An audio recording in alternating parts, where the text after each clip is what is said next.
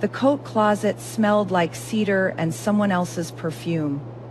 And Melissa Park was crouched between two fur coats with a velvet ring box digging into her palm, listening to the man she'd loved for 5 years tell his friends he was done with her. She hadn't planned to be here, hiding in the dark like some pathetic cliché fae. The plan had been simple, actually beautiful, even.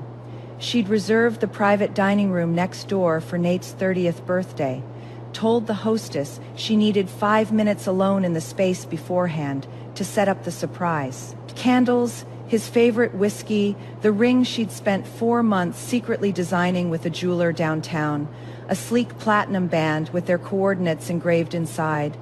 5 years together, she was going to ask him to make it forever. But Nate had arrived early. His boys had already claimed the VIP room, loud and loose with top-shelf liquor, and Melissa had ducked into the coat closet to wait them out. Just a few minutes, she told herself. They'll move to the table. I'll slip in, set everything up, and it'll be perfect. That was 40 minutes ago. Now she couldn't move, not because the closet was small. It was, but because her legs had gone numb somewhere around the time Nate said, 5 years with the same woman, you tell me? Wouldn't you be bored? The laughter that followed was immediate, loud. The kind of laughter men share when they think no woman is listening. Bro, 5 years. That was Jason, Nate's college roommate. I can barely do 5 months. Exactly. Nate's voice was easy, relaxed. The same voice he used when he talked about trading in his car. Samey face, same conversations, same everything. I wake up and I already know what she is going to say before she opens her mouth. It is like living in a rerun. Melissa's fingers tightened around the ring box. The velvet was getting damp from her palms. But she is hot, though, someone else said, Kevin. Maybe, like, objectively. That body, come on. So go for it, Nate said. She could practically hear him shrugging. I don't care, a beat of silence. Then Kevin laughed nervously. Wait, for real, I said what I said. Nah, that is weird. Jason again. You are really telling us to pick up your leftovers? The word landed like a slap, leftovers. 5 years of her life, the holidays she'd organized for his family, the nights she'd stayed up rubbing his back when his stomach acted up, the career opportunities she'd turned down to stay in his city, and she was leftovers, more laughter. Someone clinked a glass. Honestly, Nate continued, and his voice dropped into that conspiratorial tone she used to find charming. I've had my eye on someone, Mia, dance major, 21. You should see her move. Whistles, cheers. Someone said, there he is. Melissa pressed her back against the wall of the closet. The ring box was cutting a rectangle into her skin now. She thought about the scrapbook sitting in her apartment. 5 years of photos, concert tickets, handwritten letters, all arranged chronologically with little captions she'd stayed up until 2 a.m. writing. She thought about the speech she'd rehearsed in the bathroom mirror that morning, the one that started with, I never thought I'd be the one proposing, but you made me brave enough to try. She didn't cry. That surprised her more than anything Nate had said. She kept waiting for the tears, the hot, humiliating flood she'd always associated with heartbreak in movies. But her eyes stayed dry. Her breathing stayed even. Something inside her had shifted quietly and permanently, like a bone setting itself back into place after being out of alignment. For so long, she'd forgotten what straight felt like. The party went on for another 2 hours. She heard every toast, every joke, every casual cruelty. She heard Nate accept a birthday cake she hadn't ordered and blow out candles she hadn't lit. She heard him take a phone call from his mother and say, yeah, Melissa's here somewhere. You know how she is, always fussing over details. At 11:47 p.m., the last of them finally stumbled out. The VIP room went quiet. The restaurant staff began shutting off lights, section by section, until the hallway outside the closet was dim and still. Melissa stood up slowly. Her knees ached, her right hand was cramped around the ring box, and she had to peel her fingers open one by one. She looked at the box for a long moment. Then she slid it into her coat pocket, opened the closet door, and stepped out. The restaurant was nearly dark. A single light above the bar cast a long amber glow across the floor, and her shadow stretched out ahead of her, thin, elongated, barely recognizable. She walked toward the exit without looking back. One thought. Just one, clear and cold and steady as a blade. It is over. The news traveled the way it always does in those circles. Fast, messy, and with just enough detail to make everyone feel like they had the full story when they didn't. By Wednesday, 3 different people had sent Melissa screenshots. Nate at a rooftop bar with a girl who looked barely old enough to order a cocktail. Nate sending 24 roses to a dance studio downtown. Nate posting a story with a hand, clearly not Melissa's, resting on his knee, captioned with a single music note emoji Mia. 21, dance major. Just like he'd said, Melissa looked at the photos the way you'd look at a weather forecast for a city you no longer lived in. Noted, filed, irrelevant. What she didn't expect was Marcus's BBQ. It was supposed to be a casual thing: burgers, cheap beer, Marcus's terrible playlist. Their whole friend group had been going to his backyard parties since college. Melissa almost didn't show up, but Sophie had called from the West Coast and said, "Go, show your face, don't let him take your friends too." So she went. She wore a white sundress and her favorite gold hoops, and she brought a bottle of Ross Fay, and she told herself she could handle whatever walked through that gate. Then Nate walked through the gate with Mia on his arm, and the entire backyard went quiet. It was the kind of silence that has weight. 20-something people, all suddenly very interested in their drinks, their phones, the pattern on their paper plates. Melissa felt every single pair of eyes land on her and then look away, like she was something too bright or too painful to stare at directly. Mia, of course she was, young and glowing and completely unaware of the room she'd just detonated. She smiled at everyone with the open, eager warmth of someone who had no idea she was a grenade. Nate didn't hesitate. He pulled out a chair, sat Mia down at the main table, draped his arm across the back of her seat, and looked directly at Melissa. "We should talk," he said, not quietly, not privately, right there in front of everyone, with a burger sizzling on the grill and Marcus frozen mid-flip with his spatula. "We've been going back and forth for too long, Melissa. It is done." He squeezed Mia's shoulder. "Mia is different. She is young, she is fun, and I want to give her something real." 23 people heard that sentence. Melissa knew because she could feel every one of them holding their breath. She looked at Nate, really looked at him. The jawline she used to trace with her fingertip. The eyes she used to think held depth but now realized were just dark. The mouth that had kissed her good morning 10,000 times and had just, in front of everyone she knew, called her the opposite of young, fun, and real. "Got it," she said, 2 words. Steady, almost gentle. The way you'd acknowledge a waiter telling you they were out of the soup. She picked up her purse, pushed her chair back, and stood. Nate frowned. "I'll have my driver take you." Number she walked across the yard. No rushing, no stumbling, no dramatic exit. Just a woman leaving a party she no longer wanted to be at. She could feel Mia watching her with something that might have been guilt or might have been curiosity. And she could feel Nate watching her with something that was definitely irritation, because Melissa was not performing the scene he'd scripted in his head. The gate clicked shut behind her. And then, because the universe has a sense of timing, she heard Jason's voice carry over the fence.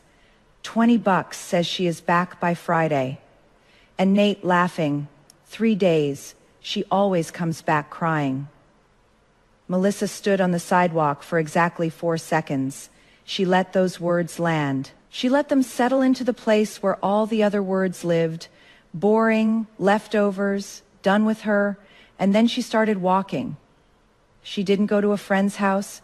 She didn't go to a bar. She went straight home, straight to the closet, and pulled out the scrapbook. It was heavy. She'd used archival quality paper, hand-cut photo corners, acid-free adhesive, 5 years of meticulous love organized by season. Their first trip together, a terrible road trip where the car broke down and they'd laughed until they couldn't breathe. His handwritten note from year 2, "You are the only person I never get tired of." Ticket stubs, Polaroids, a pressed flower from a walk. She doubted he even remembered. She sat on the bedroom floor and began cutting. Slowly at first, then faster. Scissors through photo after photo, through every handwritten word, through the version of herself that had believed all of it. The pieces fell around her like confetti at a party. No one was celebrating. When the scrapbook was nothing but scraps, she went to the kitchen, opened the trash can, and dropped the ring box in.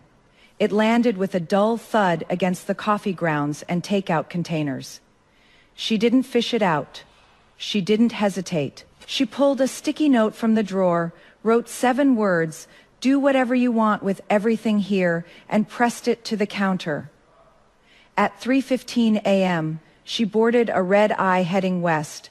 The city she was leaving glittered below her like something beautiful and broken, and she turned off her phone before the wheels left the ground. Sophie was waiting at arrivals with 2 iced coffees and a pair of sunglasses that probably cost more than Melissa's plane ticket. "You look terrible," Sophie said, pulling her into a hug. "We're fixing that today," and she meant it. By noon, Melissa had been dragged through 3 boutiques, a hair salon, and a dim sum place where Sophie ordered everything on the menu and made Melissa eat until she stopped looking like she might shatter. By evening, Sophie had her in a silk camisole and heels, standing on a rooftop bar overlooking the Pacific, holding a glass of something sparkling and pretending she felt as light as she looked. The rooftop was crowded, old college friends, friends of friends, people Sophie had collected over the years the way some people collect vintage records. The air smelled like salt and jasmine and expensive cologne. And for the first time in days, Melissa felt the knot in her chest loosen just slightly. Then the elevator doors opened, and Lucas Ashford walked out. She hadn't seen him in, 4 years? 5. He looked different, and exactly the same. Taller than she remembered. Or maybe he just carried himself differently now. Dark hair pushed back, sleeves rolled to the elbows, the kind of quiet confidence that didn't need to announce itself. He moved through the crowd the way water moves around stones, effortlessly, without disruption, and every woman on that rooftop noticed.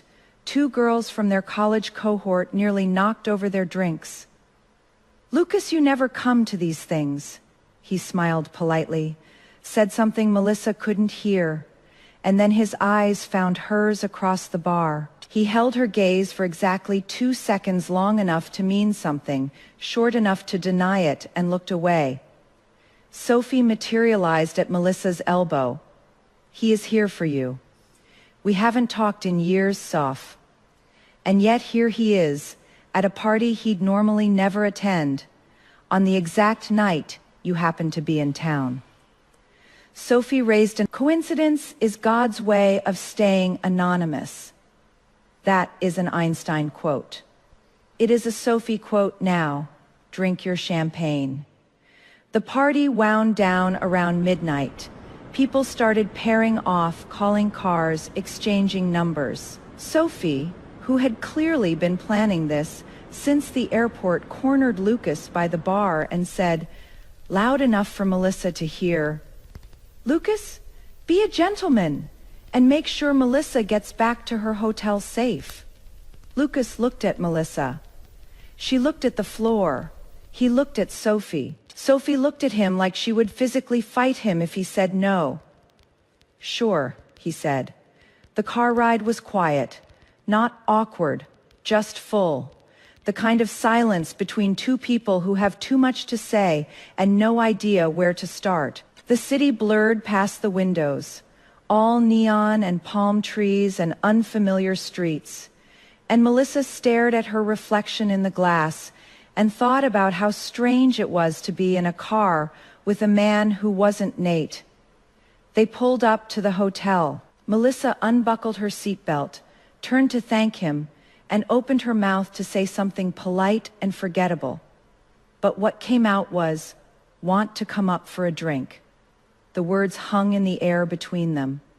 She watched Lucas's expression shift surprise, then something darker, then careful control. She immediately wanted to take it back.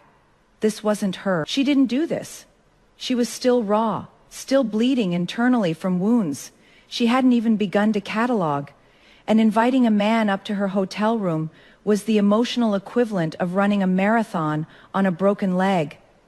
But Lucas was already opening his door. They made it to the elevator before he kissed her. It wasn't gentle, it wasn't tentative.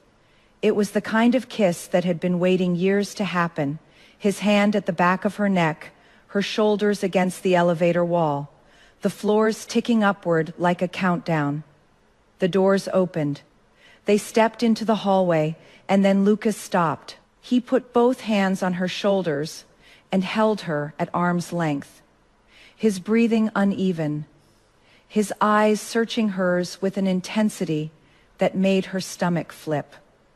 "Melissa." His voice was rough. "If you are going to regret this tomorrow, I can still walk away right now. No hard feelings. I'll drive home and we'll pretend this didn't happen."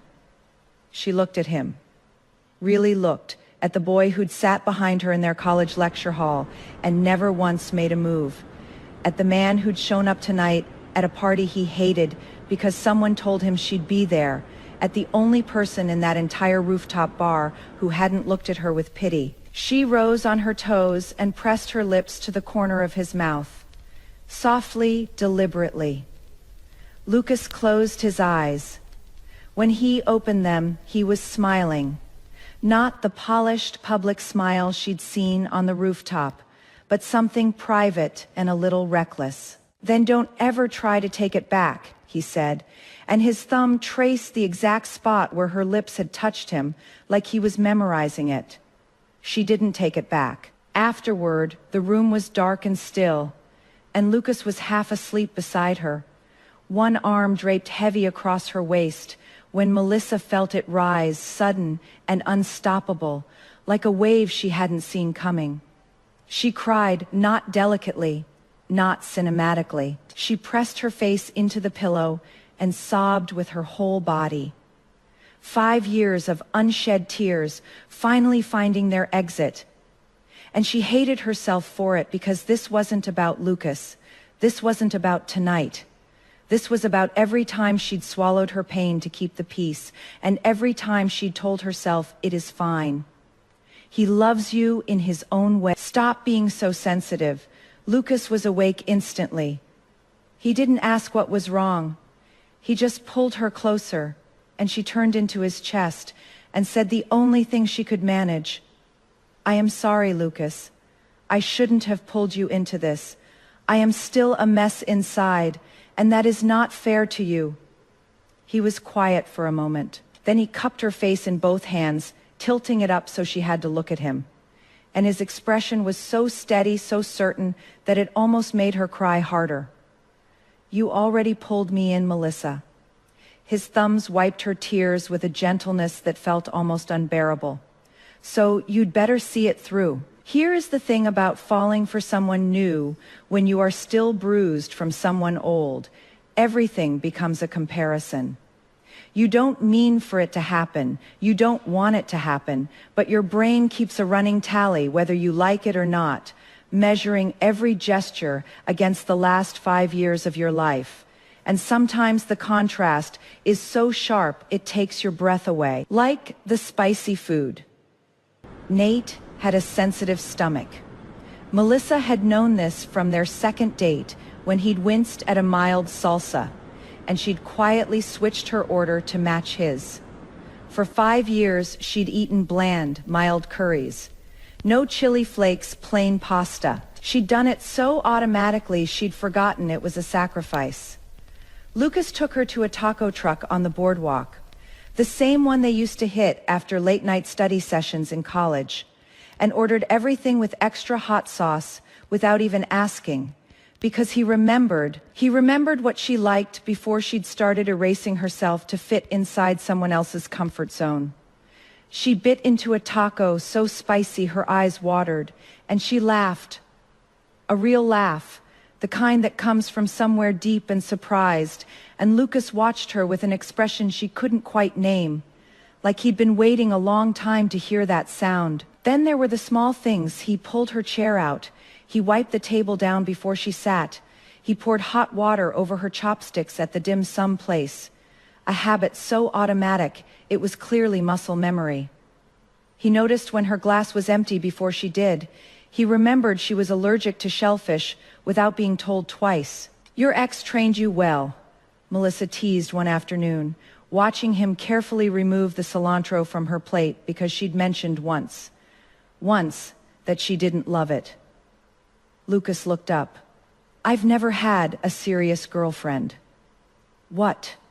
"One blind date 2 years ago. She talked about her ex for 45 minutes, and I knew by the appetizer it wasn't going to work." He shrugged. "That is it." Melissa stared at him. "Then how do you just know how to do all this?" He didn't answer right away. He finished picking out the cilantro, set her plate back in front of her, and said, "I pay attention to you, Melissa. That is not a skill. I need everyone to stop scrolling and read that line again. That is not a skill. I need everyone to stop scrolling and read that line again. That is not a skill. That is a choice." Do you understand what Lucas just did? He dismantled 5 years of Nate's conditioning in a single sentence. Melissa spent half a decade believing that being loved properly was some rare talent only extraordinary women deserved, that she had to earn every crumb of attention by being smaller, quieter, blander. And here is Lucas casually picking cilantro off her plate because she mentioned it once, telling her that noticing her isn't some grand romantic gesture. It is just what you do when you actually care. The spicy taco scene already wrecked me. Watching her rediscover her own taste buds after years of eating bland food for a man who never once adjusted anything for her. But this line, this is the moment Melissa starts to realize that what she had with Nate wasn't love with flaws. It was starvation dressed up as a relationship. That is a choice. She had to look away because her eyes were doing that burning thing again. 3 weeks in, Lucas said it. They were walking along the waterfront at dusk, the sky doing that impossible West Coast thing where it turns 6 colors at once. And he stopped and turned to her and said, "I want this to be real, Melissa. I want to be with you, not casually, not temporarily, for real."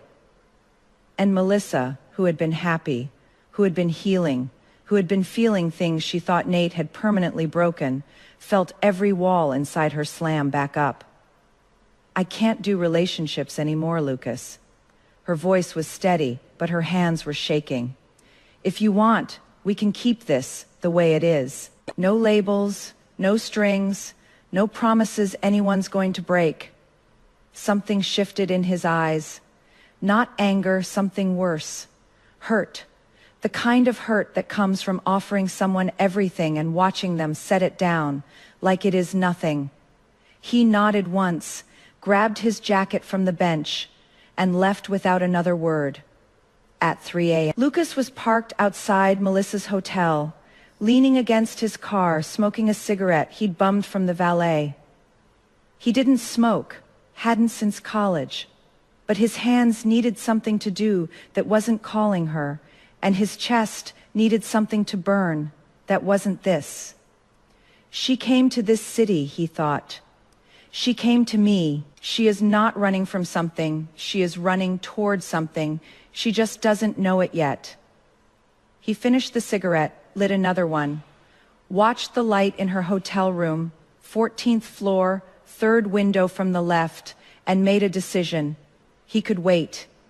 He would wait, but she was meant to be his, and eventually she'd stop being afraid long enough to see it. Meanwhile, 3 time zones east, Nate was discovering that new and shiny has a very short shelf life. Mia lasted exactly 11 days. The first 3 were electric, all breathless texts and late-night adventures, and the intoxicating novelty of someone who didn't know his flaws yet.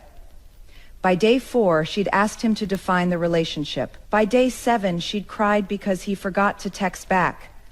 By day 11, she'd thrown a shoe at his head because he'd called her Melissa in his sleep. He didn't fight for it. He didn't even feel the loss. He just felt empty. The kind of empty that no amount of new can fill, because the problem was never the old. The problem was him. His stomach, always fragile, finally gave out. Stress, alcohol, skipped meals. The doctor said it was a bleeding ulcer and told him to rest.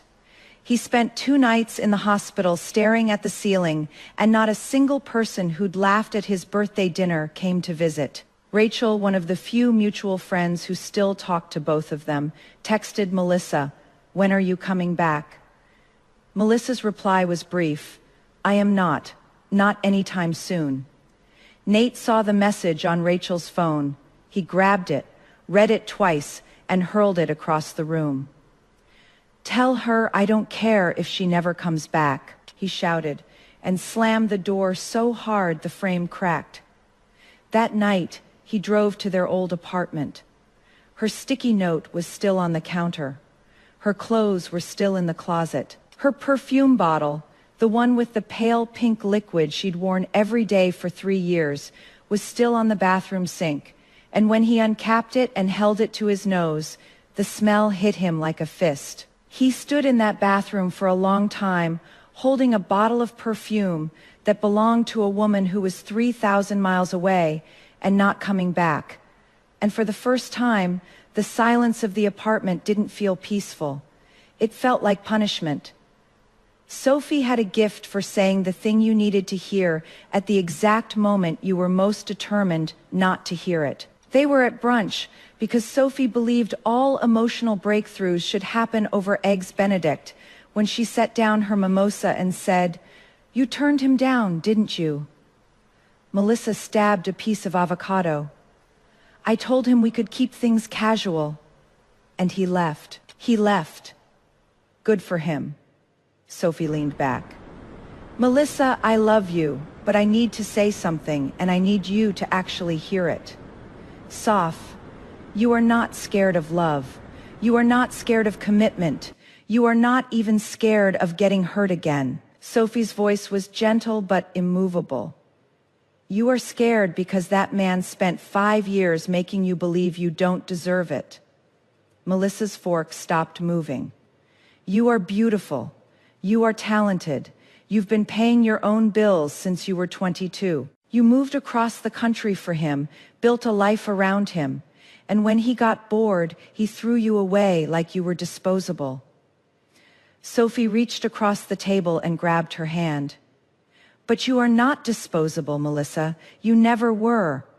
And the fact that you can't see that is the only thing Nate ever successfully gave you." Melissa's eyes were burning again. She blinked hard. "Now call Lucas," Sophie said. "You have no idea how happy that man is going to be." Melissa sat in her car for 20 minutes before she dialed. Her heart was hammering so hard she could feel it in her teeth. He picked up on the first ring like he'd been waiting. "Melissa," high silence. Then, carefully, "So what am I? Still just casual?" She closed her eyes, took a breath, and said very quietly, "Boyfriend."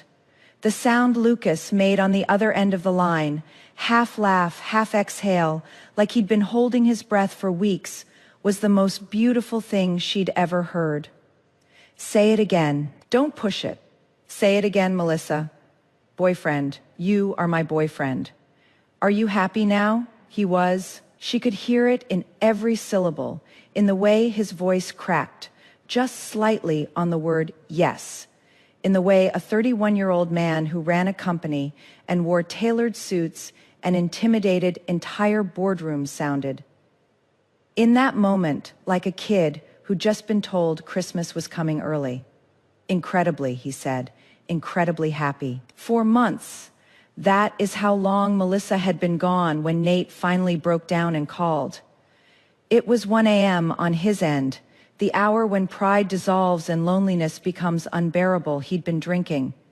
Not enough to be sloppy, but enough to convince himself this was a good idea. Enough to forget that the last time he'd mentioned Melissa's name, he'd told a room full of people she'd come crawling back in 3 days. It had been 122 days. But who was counting? The phone rang 4 times 5.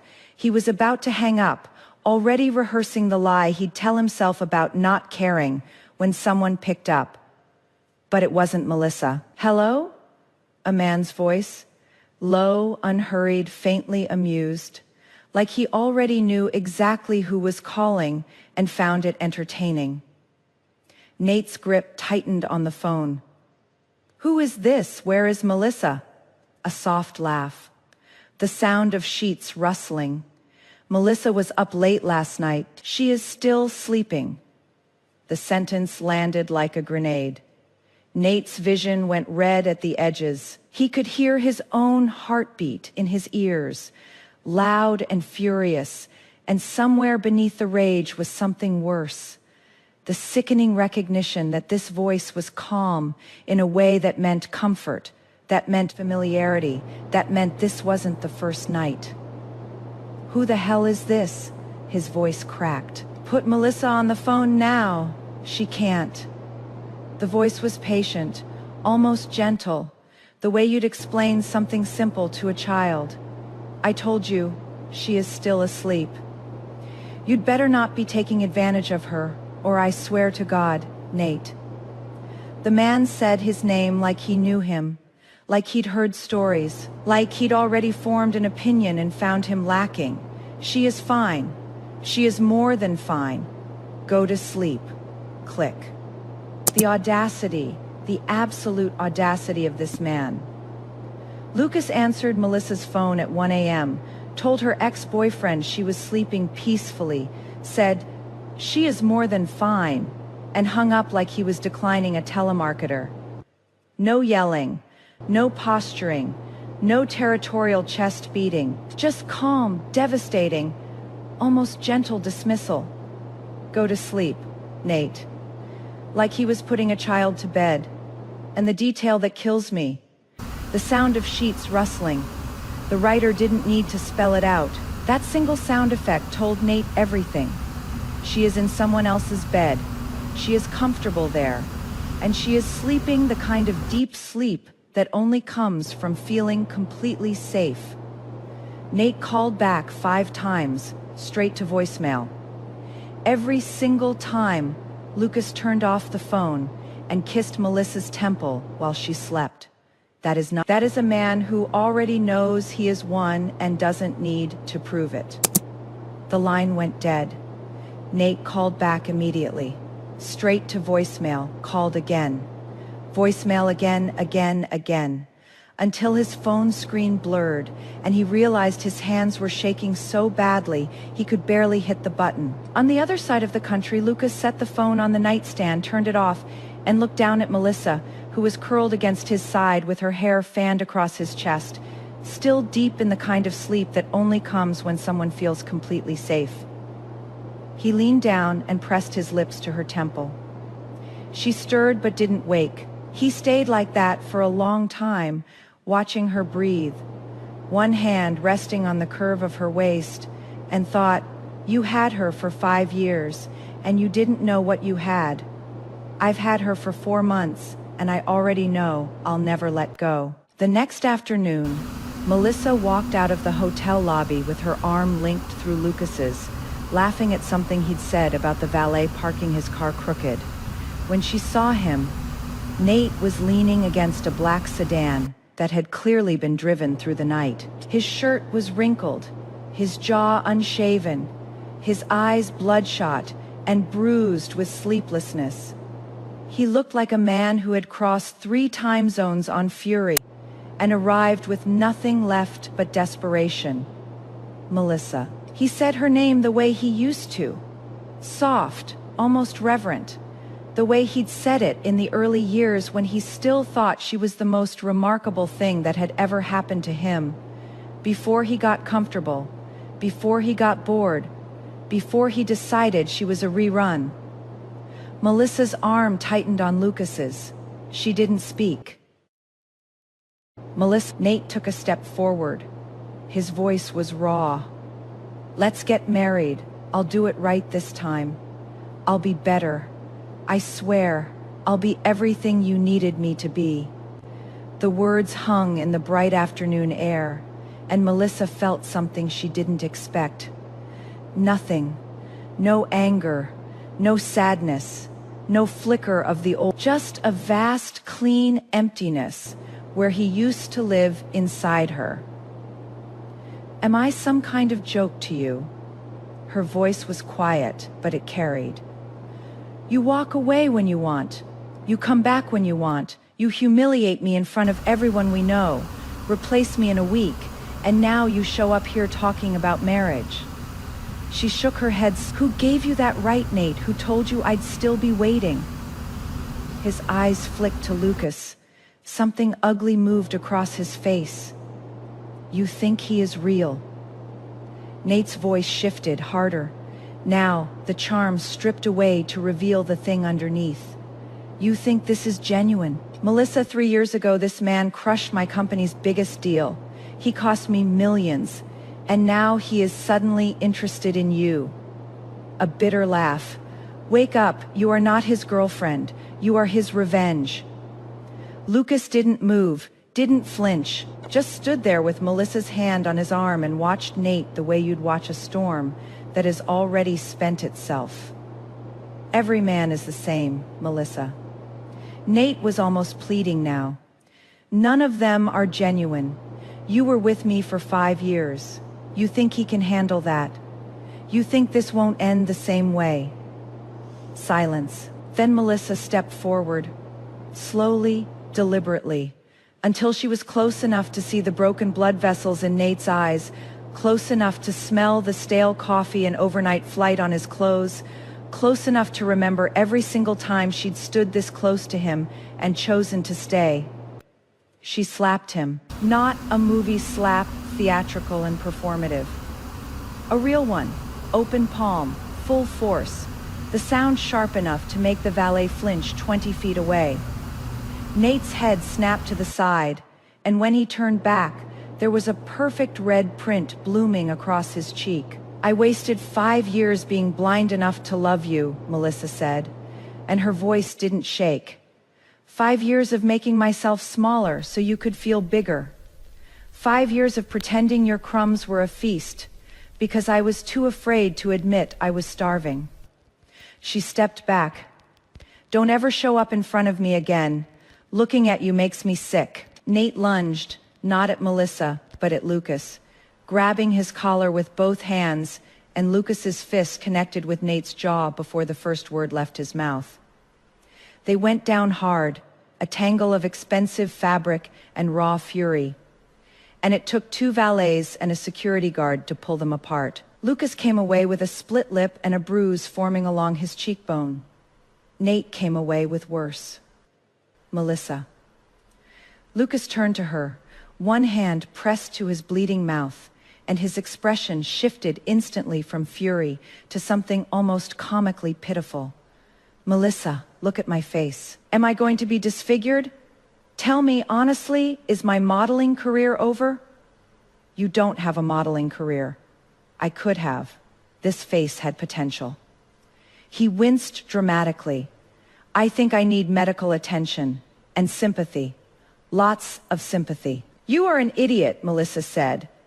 But she was already pulling a tissue from her bag, already tilting his chin up with one hand and dabbing the blood from his lip with the other. Her touch so gentle it contradicted every word coming out of her mouth. You absolute idiot. You didn't have to hit him. He grabbed me first. I was defending my honor. You were showing off. I was defending my honor while showing off, multitasking. Behind them, Nate stood alone on the sidewalk. The security guard had released him but stayed close. Watching, his collar was torn. His lip was swelling. And he was staring at Melissa's back, at the way she was fussing over Lucas's face, at the way Lucas was leaning into her touch like it was the only medicine he needed, at the easy, intimate rhythm of two people who had already built something he couldn't break. The afternoon sun was dropping toward the ocean, and it caught Nate in that golden, merciless light that makes everything look beautiful and sad at the same time. His shadow stretched long across the pavement behind him, thin, solitary, pointing back the way he'd come. She wasn't coming back, he'd said 3 days. It had been 4 months. And standing there with a bruised jaw and a torn shirt in a city that wasn't his, watching the woman he'd thrown away tend to the man who'd caught her. Nate finally understood something he should have known all along. You don't get unlimited chances with someone who has learned what she is worth. He got back in the car. The driver asked where to. Nate said nothing for a long time, then, home. The sedan pulled away from the curb, and Melissa didn't turn around. She didn't watch him leave. She didn't feel the pull she'd always felt before, that invisible thread that used to tug at her chest every time he walked away, whispering, "Go after him. Fix it. Make it right." The thread was gone, cut clean, and in its place was something she hadn't felt in 5 years. Peace. Lucas proposed on a Tuesday, not a holiday, not an anniversary, not a carefully orchestrated event with hidden photographers and a string quartet. Just a Tuesday in November, 8 months after a woman with mascara-stained cheeks had stepped off a red-eye flight and into a life she hadn't planned. He'd been drinking, not heavily, but enough to make him honest in the way he usually kept locked behind boardroom composure and well-timed humor. They were on the couch in his apartment, her feet in his lap, a movie neither of them was watching flickering on the screen, and he'd been quiet for so long she thought he'd fallen asleep. Then he said, "Marry me." Melissa looked at him. His eyes were slightly glassy, his hair a mess from running his hands through it. A habit she'd learned meant he was nervous, and he was holding a ring box she hadn't seen him pull out. It wasn't velvet. It was a small wooden box, hand-carved, with her initials burned into the lid. "I had a whole speech," he said. "I wrote it down and everything, 3 drafts. Sophie helped with the second one, which was a mistake because she made it too funny, and I kept laughing during practice. Lucas, but I forgot all of it the second I opened my mouth, so I am just going to say the thing I actually mean." He sat up, took her hands, and looked at her with an expression so open and unguarded it almost hurt to witness. "Melissa, we're not going to have just 5 years." His voice cracked on the number. He swallowed hard and kept going. "We're going to have a lifetime. I am going to annoy you for decades. I am going to burn dinner and forget to take out the trash and probably say something stupid at least once a week that makes you want to throw a shoe at my head. But I am going to be there every morning, every night, every boring, ordinary, extraordinary day. I am going to be there, and I am going to choose you, and I am never, never going to make you feel like you are not enough." He opened the box. The ring inside was simple, a thin gold band with a single stone, warm and clear, the kind of ring that doesn't scream but whispers. "So Tuesday, couch, bad movie, will you marry me?" Melissa looked at the ring. She looked at Lucas. She thought about the last man who'd almost received a ring from her, the platinum band with the engraved coordinates, designed for a man who was telling his friends he was bored of her while she hid in a closet and listened. She thought about the girl she'd been then, the one who made herself small. The one who ate bland food and swallowed sharp words and called it love because she didn't know what love was supposed to taste like. She thought about Sophie's words at brunch. You are not scared of love. You are scared because he made you believe you don't deserve it. And she thought about what she knew now, what the last 8 months had taught her with a patience and gentleness she hadn't known existed. That love wasn't supposed to make you smaller, that the right person doesn't get bored of you, they get more fascinated, that you can be someone's whole world without losing yourself in the process. She knew, of course, that promises are easy. Everyone means it when they say it. The words forever and always and I'll never hurt you are always sincere at the moment of speaking. It is the keeping that is hard. It is the years that test them. She'd learned that lesson the most painful way possible, and she'd carry the scar of it for the rest of her life. But looking at Lucas, nervous, slightly drunk, holding a hand-carved box with her initials on it, his split lip from the fight still not fully healed, she realized something. She wasn't trusting him blindly. She was trusting herself. Trusting that she'd learned to recognize the difference between a man who loves the idea of her and a man who loves her. Trusting that if it ever went wrong again, she'd have the strength to walk away. Not in 5 years, not after a closet full of cruelty, but immediately, cleanly, with her dignity intact. She was betting on herself. And for the first time, that felt like a safe bet. Yes, she said, Tuesday couch. Bad movie. Yes. Lucas slid the ring onto her finger, and his hands were shaking so badly it took 2 tries. And when it was done, he pulled her into his chest and held her so tightly she could feel his heartbeat against her collarbone. Fast, unsteady, the heartbeat of a man who had wanted something for so long, he'd almost stopped believing he could have it. Thank God, he murmured into her hair. I really didn't have a backup plan. I am not crying. You're crying. After the most perfectly imperfect proposal in literary history, on a Tuesday, on a couch, during a bad movie, slightly drunk, with a hand-carved wooden box and 3 forgotten speech drafts. Lucas slides the ring on with shaking hands that take 2 tries, pulls her into his chest, and whispers, thank God I really didn't have a backup plan. This man built a company. He intimidates boardrooms. He knocked Nate flat with 1 punch. And here he is, trembling like a teenager, because the woman he has loved since a college lecture hall finally said yes. What makes this moment extraordinary isn't the romance. It is the vulnerability. He had no backup plan, no safety net, no carefully calculated exit strategy. He bet everything on her, and he was terrified. And that, ladies, is the difference between a man who keeps his options open and a man who closes every door except the one that leads to you. The days after that were unremarkable in the best possible way. No grand gestures, no dramatic declarations, just the slow, steady accumulation of ordinary moments that, stacked together, build a life.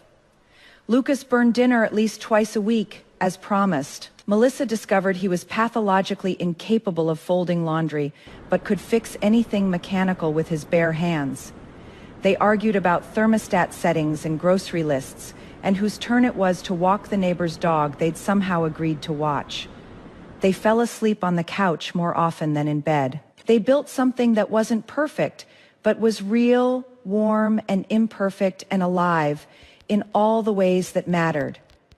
And the wound that Nate had left, that deep, jagged thing that had made Melissa believe she was boring, disposable, not enough, began to close. Not all at once, not dramatically, but slowly, the way skin heals over time from the edges inward, until one day you look down and realize the scar is still there, but it doesn't hurt to touch anymore. Melissa didn't forget, she didn't need to. The memory of that closet, of those words, of the woman she'd been, It stayed with her like a compass, always pointing toward the truth. And this time, I believe it.